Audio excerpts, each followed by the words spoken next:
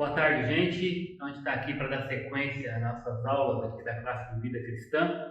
Espero que você esteja conseguindo acompanhar. Bom, isso depois está sendo disponibilizado no grupo do WhatsApp da turma da classe de vida cristã. E acredito que logo também vai estar tudo no site da igreja, essas aulas e outras também. Ok? Então, vamos falar hoje sobre um assunto muito importante aí, crucial para a vida do cristão, que é a vida de oração. Aliás, nesses dias de pandemia, onde a gente não pode abraçar, não pode beijar, não pode tocar, a melhor maneira de tocar em alguém, e essa sempre foi, né? Nós estamos aprendendo ainda mais agora a importância, né, da oração, é exatamente essa a melhor maneira de chegarmos e tocarmos em alguém. A melhor maneira de abraçarmos uma pessoa é orando por ela. Tá? Muito bem. Então vamos olhar um pouquinho sobre essas questões que envolvem a oração nas Escrituras. O significado da palavra. Você sabia que em latim essa expressão significa falar, simplesmente falar ou expressar um pensamento? O verbo, né? A palavra oração significa falar ou expressar um pensamento. Você já avaliou o privilégio que nós temos de poder falar com Deus? A gente pensa em oração, às vezes, de uma forma tão como é que eu vou dizer, corriqueira, né? Tão no automático, mas você já pararam para pensar que nós temos um privilégio, enquanto nós oramos, nós estamos falando com o próprio Deus, o Criador de todo o universo, o soberano. Você entra em contato com Deus na oração. Já parou para pensar no privilégio que é isso, poder falar com Deus, nos comunicar com Ele? Muito bem. Há quem diga que a Bíblia, as Escrituras, ali, enquanto nós lemos, Deus fala conosco. E quando nós estamos orando, nós falamos com Ele. Muito bem. Então, já que isso é tão importante, a pergunta é: por que então nós devemos nos aproximar de Deus por meio de Jesus?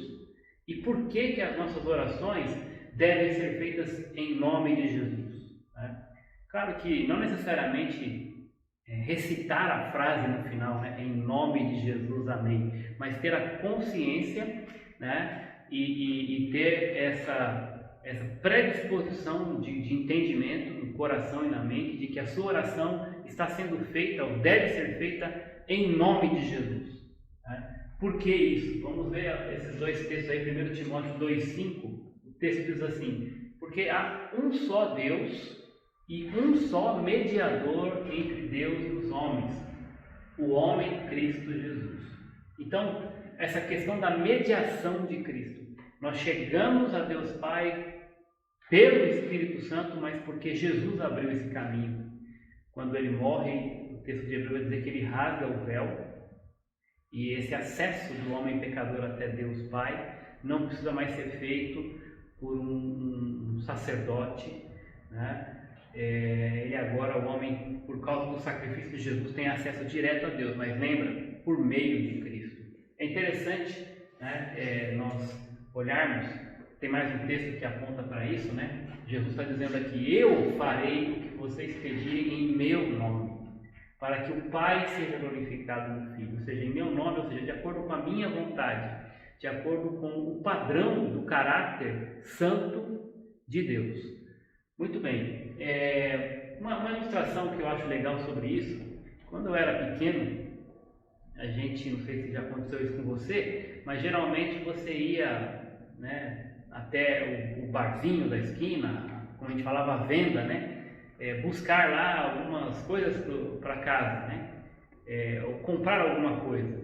Geralmente você era mandado para comprar arroz, comprar feijão, comprar açúcar, comprar, enfim, qualquer coisa para mantimento, ou mesmo que você fosse comprar um doce, né? E aí você chegava diante da dona do bar ali, né, o dono da venda, e dizia assim: eu quero 1 quilo de arroz. Só que, obviamente, você criança, chegando ali no dono do bar, pedindo 1 quilo de arroz, ele vai falar: mas quem é você, né? Você é uma criança, você não tem condição de bancar essa palavra, você não tem nem renda. Mas quando eu chegava ali, eu tinha que usar uma frase que abria todas as portas, né? O que eu dizia? Eu falava, meu pai pediu para eu levar 1 quilo de arroz. Então, quando eu ia em nome do meu pai, a história era outra. Por quê? Porque o dono do bar sabia, né, que, obviamente, a responsabilidade por aquela compra não era da criança que estava ali comprando, mas era do pai que enviou aquela criança. Então, quando eu pedia em nome do meu pai, quando eu me pronunciava em nome do meu pai, as portas se abriam. Por quê? Porque o dono da venda conhecia meu pai, sabia que era um senhor adulto, responsável, que teria condições de cumprir com aquele pedido, né? Se não pagasse ali na hora, podia pagar outro dia, né? Então, é interessante quando você chega e alguém diz assim, você é o filho do fulano de tal, né? Então, o pai te dá, né, esse respaldo, né? O nome do pai respalda o filho nesse sentido. Por outro lado, quando você também faz alguma coisa errada, eles vão dizer, não é aquele menino não é o filho do fulano de tal. Então, a responsabilidade cai também no nome do pai, né? E por isso que quando nós chegamos até Deus para pedir alguma coisa para o dono da venda, então nós temos que orar, não no nosso nome. Quem sou eu para conseguir alguma coisa de Deus com o meu próprio mérito, através do meu próprio nome ou esforço? Mas quando eu chego diante de Deus, eu devo chegar em nome de Jesus. É por Ele, por causa dele, por causa do que Ele fez por mim, que o véu se rasgou e agora eu posso entrar na sala do trono de Deus e fazer os meus pedidos, as minhas orações, em nome de Jesus. Então essa é a ideia, né? Eu estou chegando aqui com a autorização e autoridade que Cristo me deu nele, por causa do sacrifício dele. Muito bem, alguns exemplos então, pelos quais eu devo orar, né? A Bíblia vai apresentar alguns motivos pelos quais eu posso e devo orar. 1 Timóteo 2, do 1 ao 4, o texto diz assim, antes de tudo, né, o apóstolo Paulo falando por meio de Timóteo, falando a Timóteo, né, e consequentemente por meio de Timóteo, antes de tudo recomendo que se façam súplicas, orações, intercessões e ação de graça, e olha aqui a ênfase, por todos os homens, e ele vai depois dizer o que ele chama de todos os homens nesse contexto aqui, pelos reis e por todos os que exercem autoridade. Então, todos os homens aqui é todo tipo de pessoa. E por que, se você entender o contexto da carta, o contexto cultural da época, por que Paulo dá essa ênfase nesse todo tipo de pessoas, todos os homens, e descreve aqui como reis e toda autoridade, aqueles que exercem autoridade? Óbvio, porque naquela época, né, ainda como em alguns casos nos dias de hoje, os cristãos eram perseguidos, especialmente pelos governantes, pelos governos, né? Jesus foi levado à cruz, obviamente por causa dos judeus, em conluio com o governo de Roma. Então, uma questão política, religiosa, e o governo, né, não queria ficar para trás, não queria perder o prestígio, levaram Jesus para a cruz. Então, os governantes, eles eram uma pedra no sapato, nesse sentido, né? A maioria deles. Em linhas gerais, o cristão era perseguido pelos governantes. O cristão, ele era, em certo sentido, oprimido, né, pelos governantes, pelos governadores, pelos reis, enfim.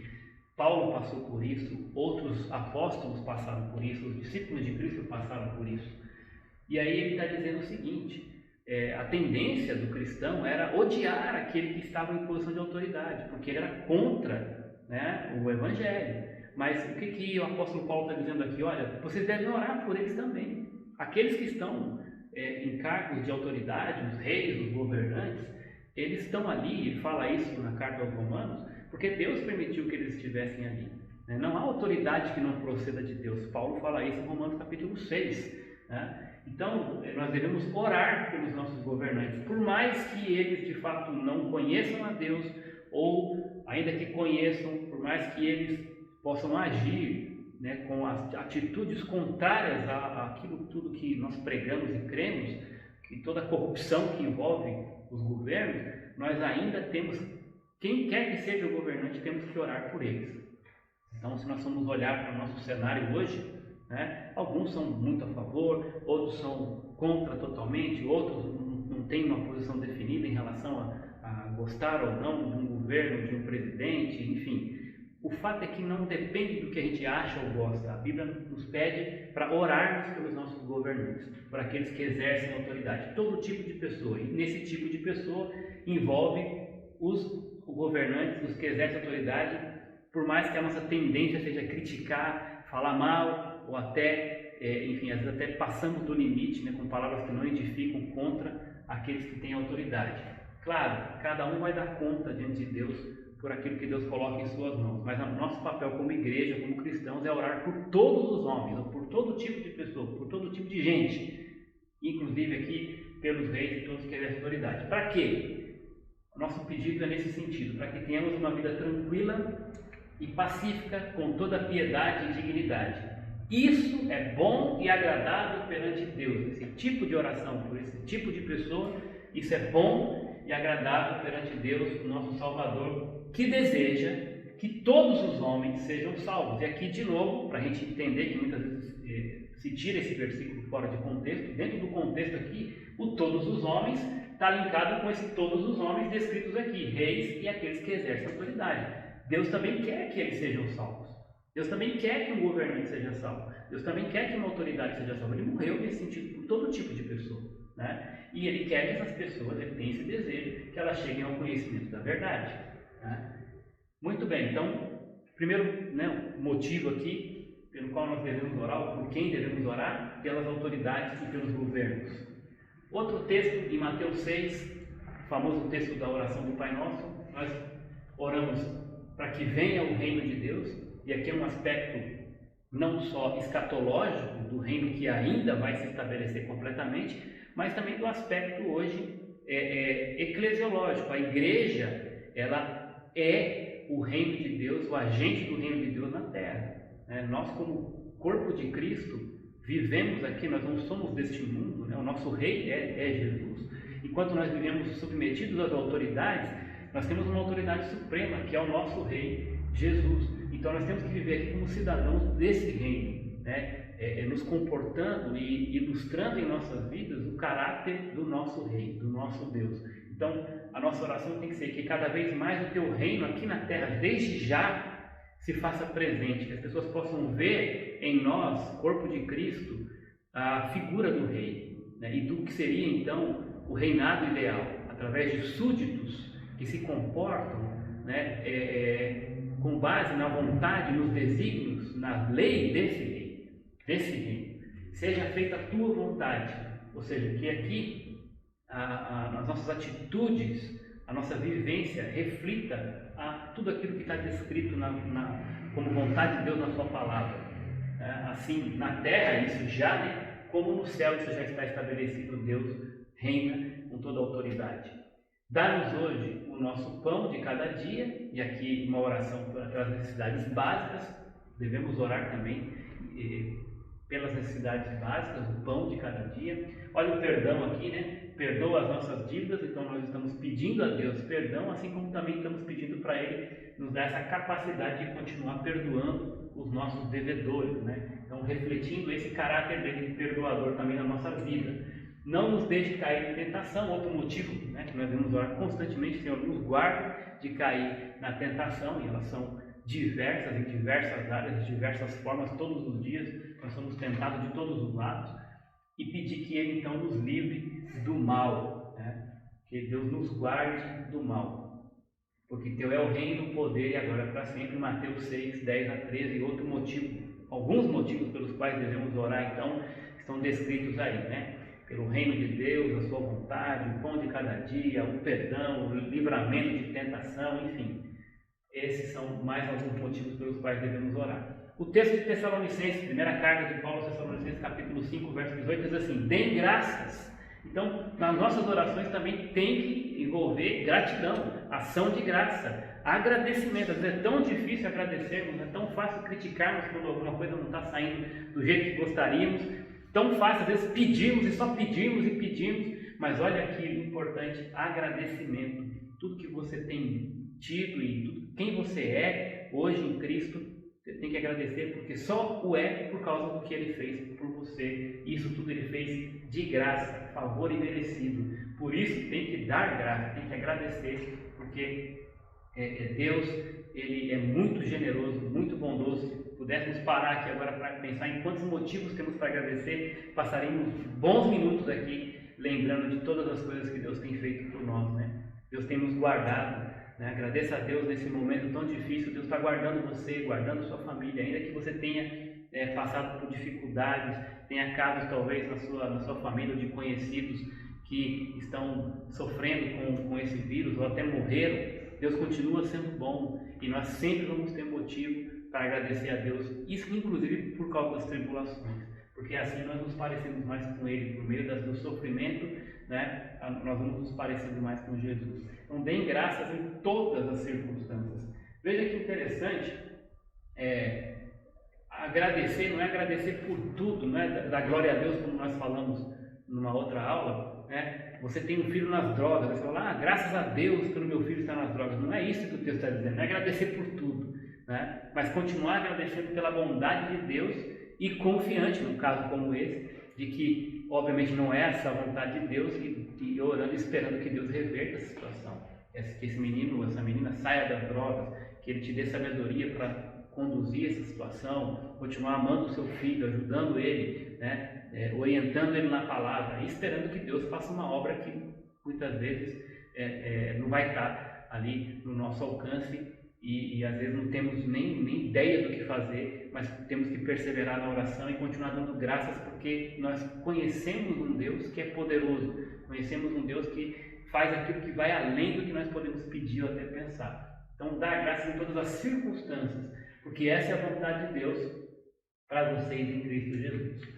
Outro texto também pelo que podemos orar e pedir é por sabedoria. Se algum de vocês tem falta de sabedoria, e olha, quem aqui não tem falta, né? Quem aí de nós não tem falta de sabedoria? Ninguém poderia chegar a um ponto e falar assim, olha, eu não preciso mais orar por sabedoria, porque eu já sou sábio o suficiente, né? Uma frase dessa já demonstra que a pessoa não tem sabedoria, porque nunca é demais pedir por sabedoria, né? Peça a Deus que a todos dá livremente, de boa vontade, e lhe será concedido. Então, se tem algo que você pode esbanjar de pedir para Deus, é para Ele te dar sabedoria, porque em todas as circunstâncias da vida, em todos os momentos que nós vamos tomar a decisão, precisamos da sabedoria de Deus, porque quantas vezes nós já tomamos decisão com base na nossa sabedoria humana, não, isso aí pode deixar comigo que eu resolvo, nem vou orar por isso.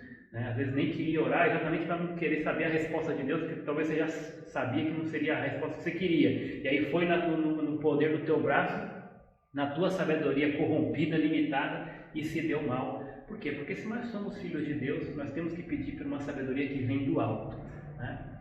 Muito bem. Outro texto agora, o capítulo 5, verso 14, e aqui é interessante esse contexto também, temos que entender o contexto aqui. Existe ou tem entre vocês alguém que está doente? Que ele mande chamar os presbíteros da igreja para que estes orem sobre ele e o unjam com óleo em nome do Senhor. Isso aqui é uma situação específica, onde tem alguém doente, e aí pede para chamar um grupo de líderes, dos presbíteros, para que eles possam orar. Aí eu já ouvi alguém pegar esse texto e falar, tá vendo?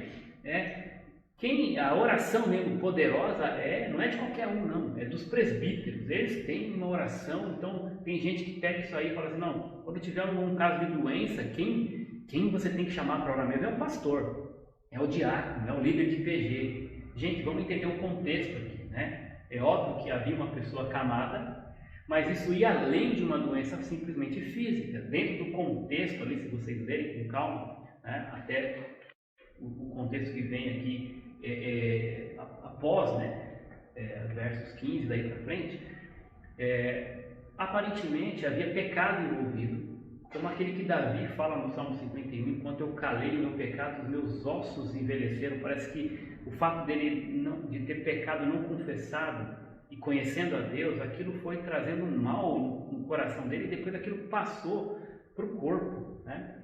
E o que acontece aí, né? Às vezes tem coisas que a gente faz que são pecaminosas e aquilo fica martelando, e a gente fica remoendo com orgulho, com algum tipo de pecado que nos impede de pedir perdão, de confessar, e aquilo vai fazendo mal para o nosso corpo. E provavelmente o que aconteceu aqui, porque esse irmão, né, é bem possível que dentro do contexto estava com alguma pendência espiritual, aquilo começou a fazer mal para o corpo dele, e aí então não bastava apenas um remédio, mas precisava, carecer o quê? Que a igreja fosse até ele, para que ele pudesse ter a oportunidade de receber uma oração, confessar aquele pecado, e a oração, como vai dizer no contexto, vai salvar o enfermo. E aí salvar em que sentido? Não é que você vai orar e automaticamente a doença vai sair, o osso quebrado vai ficar perfeito, aquele câncer vai sair de uma hora para outra. Deus tem poder para fazer o que Ele quiser e usa, né, o seu povo para isso. Mas dentro desse contexto a ideia é que, primeiro, essa pessoa precisa tratar aquilo que é mais importante do que algo físico, é o espiritual. Então, confessando, orando por ele, né, essa pessoa então poderia estar liberta desse pecado e, consequentemente, aqui também tem um aspecto da unção com óleo. O óleo, ele tinha também essas características medicinais, né? Então, provavelmente, se era uma ferida, então essa ferida, eles não tinham toda a tecnologia que nós temos hoje, né? Em termos farmacológicos e tal. Então, o que eles usavam, por exemplo, quando tinha uma ferida, para não ficar cheirando muito forte? Um óleo aromatizado. Então, o óleo não só aliviava a dor, como também o odor. Então, para tudo isso servia essa questão da unção com óleo, não é nada tão assim hiper espiritual, mas a presença dos presbíteros dá a entender que havia algo que ia além do físico ali para ser tratado com aquela pessoa, tá bom? Mas em linhas gerais, o ponto é o que? Nós temos que orar pelos doentes, temos que orar pedindo a Deus a cura. É permitido por Deus isso, né? É orar por cura, orar por restauração, não só física, mas especialmente espiritual. Muito bem, Filipenses 1:9, Paulo ora para o que? Olha que interessante, para que o amor de vocês aumente. Então, Paulo orando para aumento de amor, né? E em uma outra passagem da Escritura, o texto diz que nada você deve ficar devendo para alguém a não ser o amor, né? Então, o amor tem que aumentar, né? Você tem que pedir algo em termos de débito na conta, né? Para você ter crédito na sua conta é de amor, né? Então, Senhor, faz aumentar o meu amor e faz aumentar o amor dos meus irmãos, porque se isso acontecer, à medida que Deus vai atendendo esse pedido, as coisas vão ficando mais fáceis, né? Porque muitas vezes problemas não são resolvidos, ou eles até surgem no meio da igreja e da família, de uma maneira em geral, por falta de amor. Muita coisa seria resolvida e evitada se tivesse mais amor uns pelos outros. Pode parar para prestar atenção. Pega todos os problemas que você tem aí com pessoas, enfim, situações que você tem para resolver. A pergunta é, se lá atrás eu tivesse tido, ou alguém tivesse tido comigo mais amor, chegaria no ponto que chegou? Provavelmente não. Então ore por isso, para que o amor aumente, o nosso e o dos outros, da nossa família, do nosso cônjuge, dos nossos filhos, dos nossos pais, da igreja, do mundo que conhece a Deus, porque aqueles que não conhecem a Deus não podem amar como Deus ama, né? A oração por estes é por salvação, essa que nós temos que orar, né? Que o amor de Deus salvífico chegue no coração dessas pessoas e na vida delas, e Deus pode nos usar para isso também, né? Então, que cada vez mais esse amor aumente em conhecimento e em toda a percepção, ok? Muito bem, então, para que nós já vimos diversos motivos pelos quais nós devemos e podemos orar. Agora, é de qualquer jeito? Deus aceita qualquer oração, qualquer um nesse sentido, né? Como é que deve estar meu coração? Tem um preparo para que eu possa orar? Porque que muitas vezes eu oro e a impressão que dá é que a coisa bate no teto e volta, eu não sou atendido, né? Existe sim um critério. Nós estamos entrando na presença de um Deus que é santo. Então, nosso coração tem que estar preparado. Como é que eu devo me colocar diante de Deus para orar? Tem alguns textos que dão uma dica, que respondem um pouco dessa questão aí, tá? Mateus 21:22. E tudo o que pedirem em oração, se crerem, vocês receberão. Eu já falei ali, já mostramos no primeiro texto ali, a questão de nos falar de pedirem no meu nome. E esse crerem está atrelado com pedirem em meu nome. Agora, crer, vamos entender o contexto aqui. De novo, outro texto que é muitas vezes tirado fora de contexto, né? Se você crer em tudo que você crê, você vai receber. O que é crer? Crer em quê? Crer em quem? Crer em Deus. Crer em Cristo. E crer no sentido de conhecer. conhecer e confiar. Conhecer quem? A pessoa e a vontade de Deus.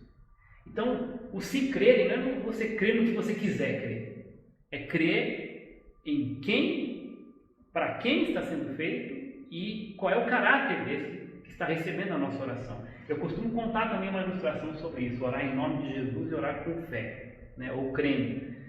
É aquela ideia do restaurante, né? Se você vai num restaurante japonês, obviamente você gosta de comida japonesa, você entra num restaurante japonês.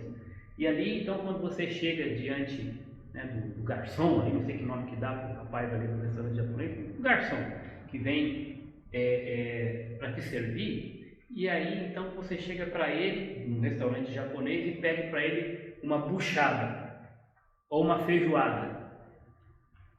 O que vai acontecer? Muito provavelmente ele vai falar com todo respeito, falar: meu senhor, me desculpe, mas aqui nós não servimos feijoada, nós não servimos buchada. Eu teria que procurar um outro lugar, né? É a mesma coisa aqui, né? Então, o se crer, não adianta eu chegar no restaurante japonês, não, mas eu creio que lá vai ter uma feijoada. Ora, não tá, você pode pegar o cardápio ali, você não vai encontrar isso ali. Porque é falta de sabedoria, de discernimento entrar no restaurante japonês acreditando que vai ter feijoada ali, né? Fugiria totalmente do padrão, daquilo que se espera, né? Então, quando nós conhecemos a Jesus, nós vamos aprendendo a conhecer também o seu caráter, quem ele é e o que o agrada. E, obviamente, se ele tem que conceder algo a nós por meio da oração, ele só vai conceder aquilo que, obviamente, compactua com o seu caráter, aquilo que está relacionado à sua santidade, à sua bondade, à sua fidelidade, à sua justiça. Deus não vai nos dar nada que não seja do agrado dele, né? Que não esteja relacionado, que não esteja atrelado ao seu próprio, à sua essência, tá? Então, o se crerem se vocês conhecem de fato para quem vocês estão pedindo e qual é a vontade dele, vocês vão receber, né? Então, a ideia é o seguinte: quando nós chegamos diante de Deus para orar, eu tenho que entender o que está no cardápio.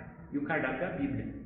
Eu não posso pedir nada para Deus que a Bíblia, a própria vontade de Deus estabelecida ali, condene, tá? Então, é como se eu estivesse chegando num restaurante de comida japonesa e ali eu tenho o cardápio. Eu posso pedir o que for, eu vou receber, desde que esteja ali. Eu não posso pedir nada que seja contrário, né, à essência daquele local, do que eles servem ali. Então tem muita gente achando que vai pedir o que quiser e Deus tem que dar, porque eu sou filho. Não, nós mesmos como pais, meu filho pequeno, se eu fosse dar tudo para ele que ele me pedisse, talvez ele não estaria nem vivo hoje. E nós como pais sabemos do que nós podemos dar aos nossos filhos, né? E muitas vezes o não, né, ele é abençoador. Então Deus vai responder sua oração de 3 formas basicamente: sim, não e espere. Agora, se você estiver pedindo de acordo com o cardápio, creia que Deus te ama e Ele tem prazer em te abençoar. Agora, se for fora do cardápio, nem adianta pedir, porque não está de acordo com a vontade de Deus, né? Você já sabe isso. Muito bem, então espero que isso tenha ficado claro para vocês a questão do contexto atrelado à pessoa, né, ao caráter de Deus em relação ao que nós podemos e devemos pedir, né? Salmo 138:6. Embora esteja nas alturas, o Senhor olha para os humildes. Então tem a questão de crer, mas tem a questão também do nosso coração estar humilde. Eu não vou chegar diante de Deus como aquele que vai reivindicar, o líder de sindicato, colocando como se fosse colocar Deus contra a parede, dizendo: o Senhor tem que me dar, como alguns dizem aí, né? Eu determino isso ou aquilo outro. Peraí, quem é o Deus aqui, né? É Ele. Eu tenho que chegar diante de Deus numa oração com atitude humilde: Senhor, se eu estou aqui, é pela Tua graça. Se eu posso entrar na Tua presença, é por causa do sangue de Jesus. Então, humildemente, eu te peço, não no meu esforço, não por causa do meu mérito, mas por causa dos méritos de Cristo, né? E eu quero ser alinhado com a Tua vontade. A oração é para isso. A oração não é para dizer para Deus o que Ele tem que fazer por mim, mas para alinhar a minha vontade a dele. Então, eu tenho que ser humilde, né? O Senhor olha para os humildes e de longe reconhece os arrogantes. Então, se você chegar para orar com arrogância, Deus não vai te ouvir, porque isso é pecado, né? O Senhor está perto dos que têm o coração quebrantado e salva-os de espírito abatido. Também aqui a mesma ideia, humildade, quebrantamento, reconhecer que eu não sou nada, me humilhar diante de Deus, entrar na presença do Rei, né, com aquela ideia de reverência, né, de joelhos, não necessariamente na postura, mas o coração ali quebrantado diante de Deus. Essa é a postura correta, de coração correto, para que nós possamos orar na expectativa de que Deus vai nos ouvir. Muito bem. O que nos impede, então? O que impede que as nossas orações sejam respondidas?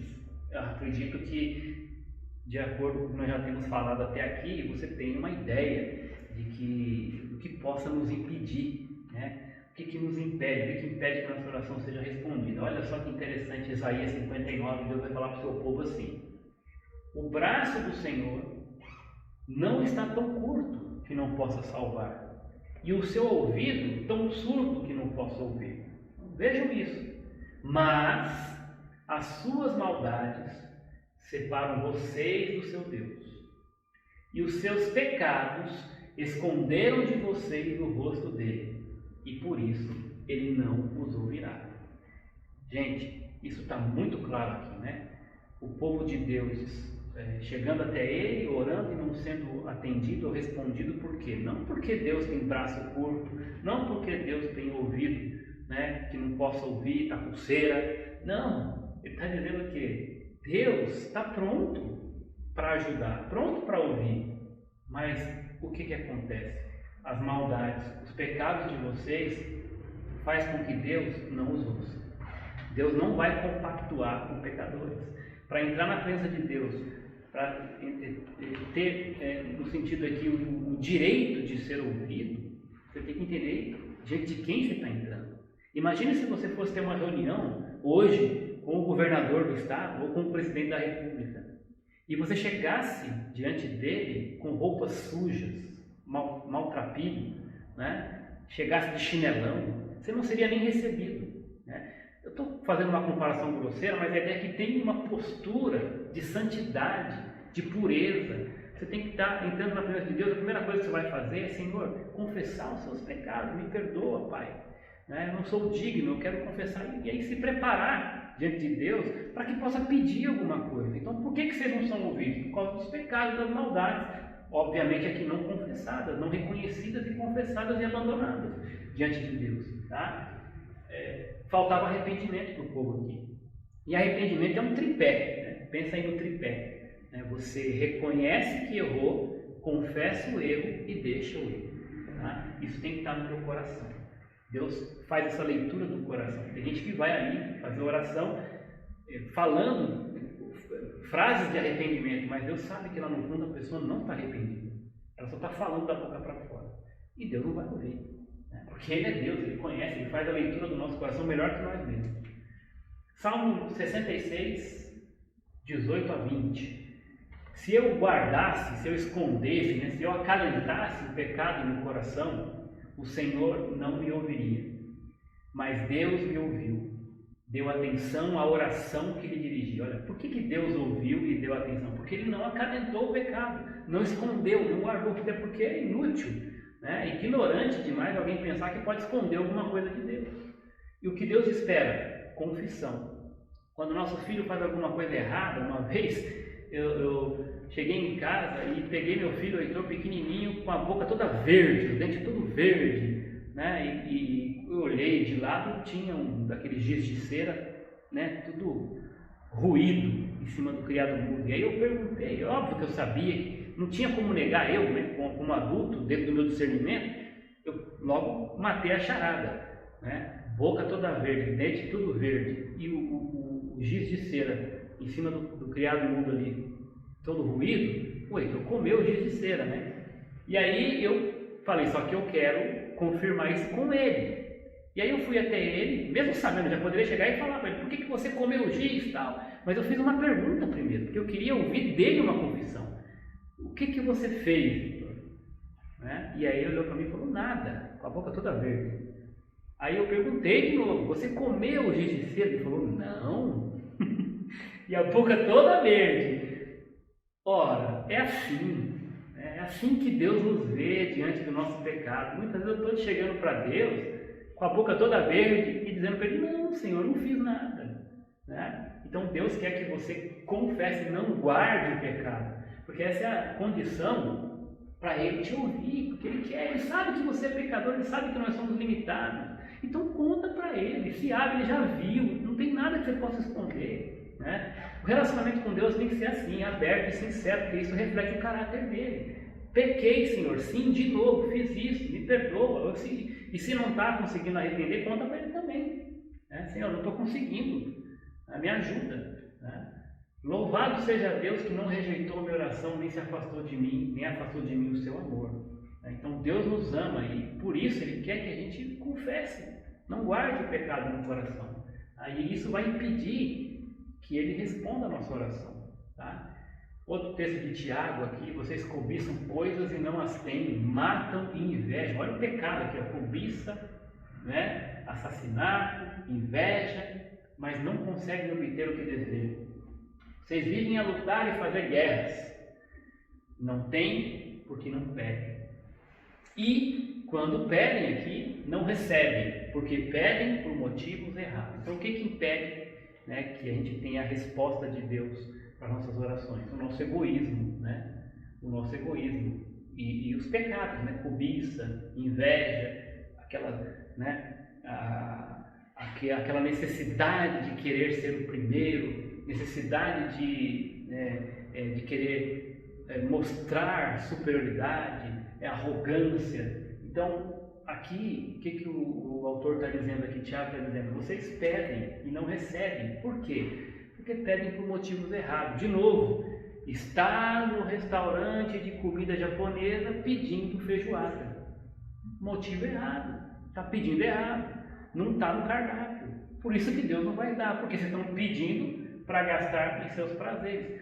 Aqui não serve isso. Se o seu prazer é esse, não é aqui que você vai receber, não é de mim que você vai receber. É isso que Deus está dizendo para nós aqui. Muito bem, o próprio exemplo de Jesus. Pelo que, então, nós podemos observar aqui nesses textos, pelo que algumas coisas que Jesus, pelas quais Jesus orou, né? Também por pessoas, né? Por quem e pelo que Jesus orou. Né? Alguns textos, aqui tem várias situações que Jesus ora, mas eu separei alguns textos aqui para nós percebermos motivos, né, pelos quais ou pessoas por quem Jesus orou, tá bom? Primeiro Mateus 26:39, Jesus orou por Ele mesmo, né? Então é interessante isso, né? Esse texto fala que indo um pouco mais adiante, prostrou-se com o rosto em terra e orou. E as palavras de Jesus são essas: meu Pai, se for possível, afasta de mim esse cálice. Contudo, não seja como eu quero, mas sim como tu queres. E olha, nós vemos nessa oração verdades profundas aí, né? E é maravilhoso perceber como a Bíblia relata de maneira clara, né? Não esconde nada, até porque é óbvio, né? Deus é perfeito, não tem por que esconder. Jesus está orando aqui, fazendo um pedido, mostrando o desejo dele, né? Enquanto pessoa. Afasta de mim esse cálice. Agora, o cálice que ele está se referindo aqui, se nós entendemos o contexto, não está falando aqui necessariamente, ou primordialmente, do sofrimento na mão dos homens, de ser chicoteado, né, de ser envergonhado, cuspido, exposto ao escárnio, à vergonha ali pública, né? Ele não está falando das dores físicas necessariamente, né? Da coroa de espinhos, ok? Ele não está falando disso. Isso aqui não é o cálice que ele está se referindo aqui. Para mim, e obviamente é uma conclusão que eu chego lendo outros autores, entendo que isso é bem coerente no contexto, o cálice que Jesus refere-se aqui encontra-se nas palavras dele na cruz, quando ele, num determinado momento, antes de entregar o seu espírito, o pecado de todos nós vem sobre ele ali na cruz, porque foi por isso que ele morreu lá, né? Isaías fala sobre isso, ele levou sobre si as nossas dores, o castigo que nos traz a paz estava sobre ele, pelas suas feridas nós somos sarados. Então, quando o pecado do mundo inteiro vai sobre ele, acontece ali algo extraordinário e triste, né? Ele diz assim: Deus meu, por que me desamparaste? Então, Jesus passou e sofreu algo que nós nunca vamos entender, por causa do amor exatamente de Deus por nós. Por causa do meu pecado, do seu pecado, por algum instante Deus virou o rosto para ele. E ele disse assim: por que me desamparaste? Esse era o cálice que ele não queria passar. Porque essa é a pior dor que um ser humano pode ter, né? Quando ele é desamparado por Deus. Então, se você está aí, lembra disso, né? Deus nunca vai te desamparar, ele disse isso. Mas Jesus teve que passar por esse desamparo por sua causa, por minha causa. E esse era o cálice que ele não queria. Mas ele orou por isso. Se possível, passa. Mas Senhor, e aqui é fantástico, não seja feito como eu quero, mas como tu queres. Jesus sabia que ele tinha que passar por isso. Sabia do plano do Pai. E ele disse: eu estou disposto, em outras palavras aqui, apesar de entender a dor que vai ser isso, eu estou disposto a passar, porque eu sei que essa é a tua vontade. Isso tudo por amor, por mim e por você. Jesus também ora pelas crianças. Depois que trouxeram crianças de Jesus para que lhes impusesse as mãos, aqui é a ideia de oração, né? E orassem por elas. Então, Jesus ora pelas crianças. Interessante isso também. Jesus impõe as mãos sobre elas e ora sobre as crianças. Quantos motivos nós temos para orar pelas nossas crianças, né? O principal deles, certamente, para que as nossas crianças conheçam esse Jesus amoroso, esse Jesus bondoso, mas especialmente esse Jesus salvador, né? Então, para que essas crianças aprendam, né, por meio da obediência, né, por meio de uma vida que possa entender, né, e respeitar, né, as autoridades a partir dos pais, que elas também sejam cuidadas, né, libertas de todo o mal. E olha que quantos males são causados para crianças aí, tanta criança no mundo abandonada, maltratada, violentada, abusada. Nós temos que orar pelas crianças, não só as nossas da igreja, mas as crianças do mundo. Jesus ama também as crianças, morreu por elas também, para que elas cheguem ao conhecimento dele, né? Os discípulos estavam repreendendo aqueles que traziam as crianças, mas Jesus não só pediu que ele deixasse chegar as crianças, mas orou por elas também ali naquele contexto. Muito bem, Jesus também ora pelos discípulos. Olha que interessante aqui, né? Jesus saiu para o monte a fim de orar, e interessante que ele passou a noite orando. Aqui nesse versículo não fala pelo que ele orava, mas depois que ele orou, nós entendemos o porquê, né? Ele estava orando porque em seguida ele vai convocar os seus discípulos, escolher os 12. Então, Jesus estava orando aqui por decisões difíceis, decisões importantes, né, para a sua caminhada. Então, às vezes você vai de um dia para o outro se deparar com uma decisão que você precisa tomar na empresa, na família, seja uma decisão econômica, seja o que for, né? Você vai fazer o que nessa hora? Está com dúvida, não sabe como resolver aquele problema? Jesus foi e passou a noite orando, porque ele tinha uma decisão muito importante, a escolha dos 12, e a partir desses 12 o mundo foi transformado.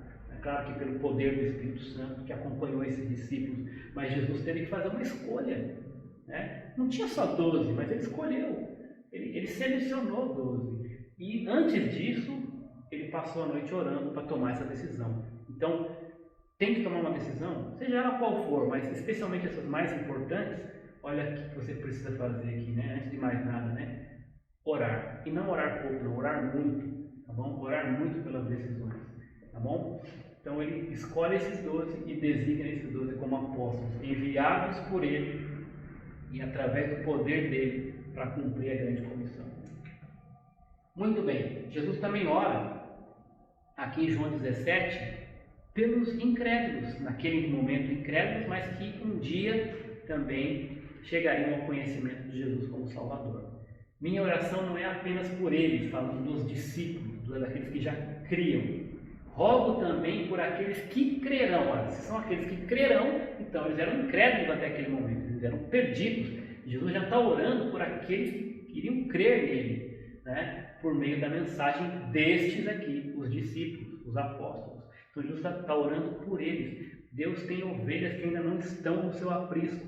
Quem sabe, talvez aí, uma dessas ovelhas esteja do seu lado, seja na sua família, na sua vizinhança, enfim, no seu trabalho, na faculdade. E você tem que orar pelos perdidos, orar por aqueles que crerão em Jesus, né? Por meio da mensagem dos discípulos de Jesus, que somos nós. Então, quando você pensa em alguém, né, talvez agora mesmo veio na tua cabeça uma pessoa da tua família, ou amigo teu, enfim, né, um parente, um vizinho, um colega de trabalho, que ainda não conhece Jesus. A primeira coisa que você tem que fazer é colocar essa pessoa em oração para que ela venha crer.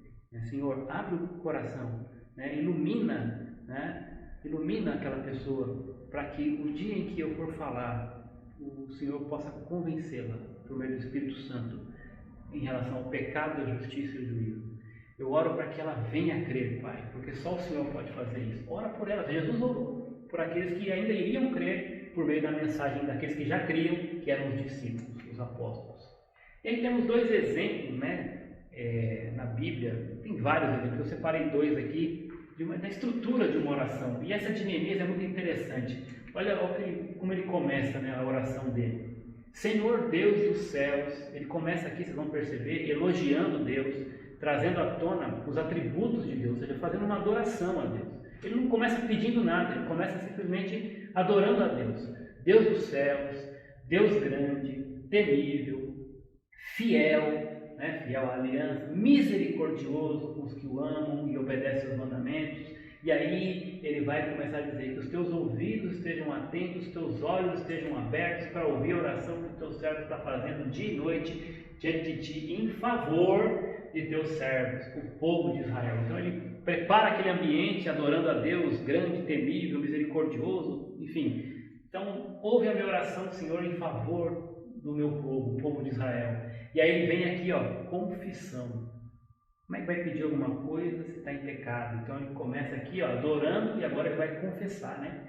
Confessa os pecados que nós, os israelitas, temos cometido contra ti. Sim, eu e o meu povo temos pecado contra ti. Agimos de forma corrupta, e dá nome para o pecado, né? Corrupção, né? E contra ti. Não temos obedecido, desobediência, os seus mandamentos e decretos e as leis que destes ao teu servo Moisés. Lembra-te agora do que disseste a Moisés. Aí ele vai fazer uma reflexão em cima das promessas de Deus, né? Se vocês forem fiéis, eu os espalharei entre as nações. Mas se voltarem para mim e obedecerem meus mandamentos, se puserem em prática, mesmo que vocês estejam espalhados pelos lugares mais distantes, debaixo do céu, de lá eu os reunirei e os trarei para o lugar que escolhi para estabelecer meu nome. Neemias está trazendo à memória as promessas de Deus para Moisés e as consequências da obediência e da desobediência. Estes são, e ele volta aqui, né, os teus servos, esse povo, né, o teu povo. Tu os resgataste com teu grande poder e com teu braço forte. Então, de novo, Neemias está lembrando dos feitos de Deus. E aqui eu vejo até no bojo dessa frase aqui um agradecimento. O Senhor fez tudo isso por nós. Senhor, muito obrigado. Eu estou lembrando dos teus feitos, né? Que os teus ouvidos, e agora é que ele vai começar a pedir, né? Que os teus ouvidos estejam atentos à oração dos teus servos e à oração dos teus servos que têm prazer em temer o teu nome. E aí vem o pedido propriamente dito. Faze que hoje, que Neemias estava se preparando para ir até o rei, pedir para ser liberado e pedir também algumas doações, para que ele pudesse sair do emprego dele ali, de copeiro, e receber uma licença para ir reconstruir os muros que estavam destruídos, para que o povo pudesse ir voltando, né? Então ele vai dizer assim: faze que hoje, porque ele estava disposto a ir falar com o rei, o teu servo seja bem sucedido, concedendo-lhe a benevolência deste homem. Que homem? O rei, né? E ele vai dizer: nessa época eu era copeiro do rei, ou seja, servia o rei, era um cargo de confiança, né? Ser copeiro do rei. E ele está pedindo o que nessa oração? Senhor, tudo isso que ele fez foi para pedir o quê? Senhor, que eu possa, quando chegar lá diante do rei, ser bem sucedido. O Senhor sabe o propósito do meu coração, eu sinto que eu posso ajudar, né, que o Senhor tem me chamado para isso, agora eu preciso que Ele me autorize. Se Ele não me autorizar, não tem como sair. E o rei não só autoriza, como fala, você pode levar, né, o que você precisar aí para você reconstruir os muros. Né? Efésios 6,18 diz assim: orem no Espírito. Obviamente, se é no Espírito, só o cristão pode fazer oração, porque se o incrédulo, a única oração que ele pode fazer é de arrependimento para confissão de pecado, para receber Jesus como Salvador, porque o Espírito já está ali intercedendo por ele. Mas um não cristão não tem como conversar com Deus, ele acha que conversa, mas Deus não vai ouvir porque não tem o Espírito. Então, orem no Espírito em todas as ocasiões, com toda a oração. Olha a força da expressão, tudo, em todo momento, né? Em todas as ocasiões. Então, tem alguma ocasião que eu não posso orar? Se tem, é porque está em pecado ali. Né? Eu vou assaltar um banco, posso orar por aquele assalto? Não. Né? Então, se você não pode orar por isso, é porque não é uma oração que o Espírito vai aprovar, porque está em pecado. Então, em todas as ocasiões, com toda a oração, todo tipo de oração e súplica, tendo isso em mente, estejam atentos e perseverem na oração por todos os santos. Então, oração em todo momento, todo tipo, por todo mundo. Bom, por todos os santos, e os irmãos, né, da igreja também. Né? Muito bem, então isso, para resumir, eu estou sugerindo aqui uma sigla para você montar uma estrutura. Isso aqui não tem que ser assim exatamente, mas para nos ajudar a entender a estrutura de uma oração. Tem essa famosa sigla aqui, chamada de ACAS, tá bom? Em linhas gerais, o que é o ACAS? O primeiro A refere-se à adoração. Então, quando você chegar para orar, a primeira coisa que você vai fazer, entrando na presença do rei, elogiar a Deus. Então, vai começar a sua oração, engrandeça a Deus. Né? Agradeça a Deus. Não agradeça não, engrandeça a Deus, né? Elogiando os seus atributos, o seu caráter. Deus grandioso, bondoso, misericordioso, perdoador, Deus justo, santo. Tem tantos atributos de Deus. Né? Então, adore a Deus, elogie a Deus, Senhor. O Senhor é poderoso. O Senhor nos resgatou, né? Eu lembro dos seus feitos. O Senhor é o Deus onisciente, conhece todas as coisas. Está elogiando, está adorando a Deus. Aí depois disso, o que você vai fazer? Vai pedir? Não, ainda não. Você vai confessar. Então, aqui, qual que é a ideia aqui? Vai pedir perdão para Deus, vai reconhecer diante dele os seus pecados. E lembra, né? Deus quer ouvir da tua boca onde você tem pecado. Tem muita gente que nesse momento aqui faz o seguinte, né? A gente peca no varejo e quer confessar no atacado. Senhor Jesus, perdoa todos os meus pecados, em nome de Jesus, amém. Não. Que todos os pecados são esses? Espera, o que você fez hoje? Senhor, hoje me perdoa porque eu menti lá na hora que eu fui dar uma resposta para o meu patrão. Eu não tinha feito o relatório todo e falei para ele que tinha. Só para ele não me dar uma bronca. Então me perdoa por isso. Então vai lá e pede perdão para Deus e depois acerta para o teu patrão. Pede perdão para ele também. Está vendo como que a coisa começa a ficar mais complicada quando você começa a pedir perdão, confessar, né? Item por item que Deus vai trazendo à tua memória. Né?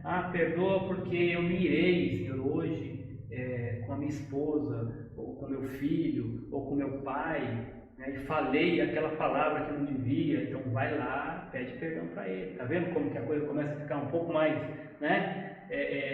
Começa a apertar um pouco mais para você, mas é isso que Deus quer, porque Ele quer limpeza nos cantinhos, não é chegar assim, joga tudo pro alto, aí perdoa e está tudo certo. Não, tá bom?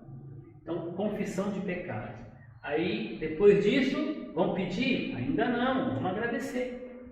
Senhor, muito obrigado por quem Tu és, muito obrigado pelo perdão, muito obrigado pela saúde, muito obrigado pelo emprego, obrigado pela minha família, obrigado pelo meu patrão, né? Que mesmo às vezes ele não sendo um homem compreensivo, mas obrigado porque eu tenho aquele emprego e eu tenho ele como meu patrão. Obrigado porque eu tenho essa minha esposa, às vezes ela também me contraria, mas obrigado pelo meu marido, obrigado pelo meu filho, enfim, agradecimento, tem tanta coisa para agradecer, obrigado pelo pão, pela chuva, pelo sol, né? E aí depois, finalmente, aí sim, súplicas, e a súplica é dividida entre petição, que é súplica a você mesmo, e intercessão, que é a súplica pelo próximo, né? Então você pede por você e pede pelo outro. Então olha só que interessante essa estrutura, né? Lembra dessa sigla ACRES, né? Adoração, confissão, agradecimento e súplica, tá bom? Súplica por mim e por outros. Ok? É isso que nós temos para hoje. Eu quero agradecer também sua atenção. De novo, qualquer dúvida, qualquer pergunta, qualquer interação, a gente pode fazer pelo grupo lá da classe do WhatsApp ou entra no meu pessoal e, como alguns têm feito também, pode perguntar e se eu puder, tiver condições, obviamente que eu respondo assim que possível. Senão a gente vai pesquisar e vai trocar ideia e tentar arrumar a resposta aí, né, com outras pessoas, enfim. A gente está junto como corpo para ir nos ajudando uns aos outros. Muito obrigado, Deus abençoe a todos.